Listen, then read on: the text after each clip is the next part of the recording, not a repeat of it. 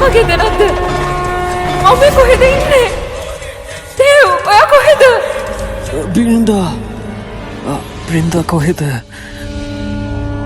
ආද ඇවිත් තියන්නේ විනාශී රාත්‍රිය. ඔය අවසෝනියට සිද්ධ වී. දැන් තව පොඩි වෙලාවයි තියෙන්නේ.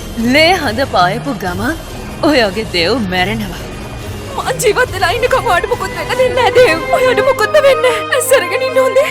මෙච්චරක් මතක තියාගන්න. මමත් ඔයාට ගොඩක් ආදරේ කළා බ්‍රින්දා. කිසිම නාගයෙක්ට නාග කන්‍යාවකට මනුස්සයෙක්ට බේරගන්න බැරි කෙනාව. බේරගන්න පුළුවන් මේ අద్භූත දේවාල රහසට විතරයි. නාග ලෝකයේ නාග කන්‍යාවනි අහන්න. ඇවිත් මට උදව් කරන්න. ශේෂ නාග කන්‍යාවනි එන්න. අපව පිළිගන්නේ නැද්ද ඔයා?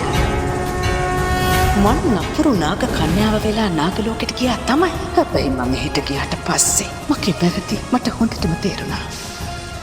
මං අද යහපත බේරගන්න නපුර විනාශ කරන්නත් ආවේ.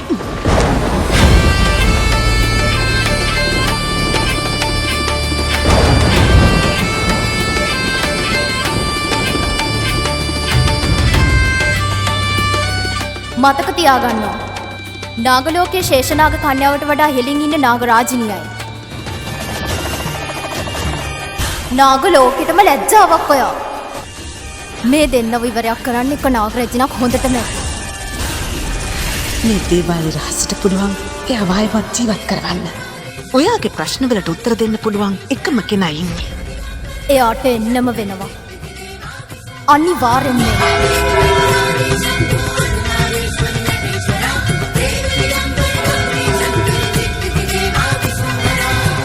අදට හරියටම දිව්‍යමය වසර දසදහසකටත් පසුව මම ඇයව ඒ ශාපයෙන් මුදවමු. ඉතිහාසයේ නැවතත් පුනරාවර්තනය වේ.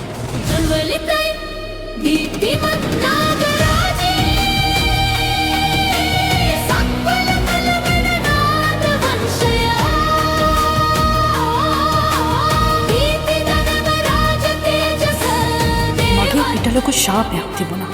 ඒත් ඒ ශාපයෙන් මිදුණට පස්සේ මම තීරණය කළා ආයෙමත් මේ ලෝකෙට එන්න. දේවගේ ජීවිතේ බේරගන්න නම් මට මගේ සම්පූර්ණ කතාව වලට කියන්න වෙනවා. හැබැයි ඊට කලින් අපිට මෙයාගේ ඇඟෙන් නාගමාණික්‍ය එළියට ගන්න වෙනවා.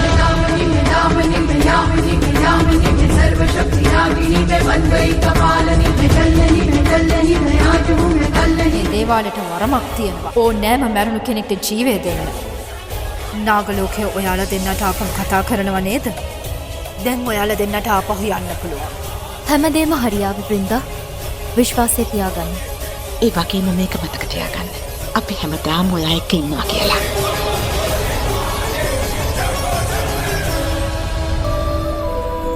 නාග කන්‍යා ශාපලත් දේවාලයේ අභිරහස විශේෂ කතාංගය අගෝස්තු 7 වනදා සිට සෑම සිකුරාදාවකම සවස 6:30ට ලොවිනස් ෆිල්ම් ක්‍රියේෂන් Facebook පිටුවෙන් බලාපොරොත්තු වන්න.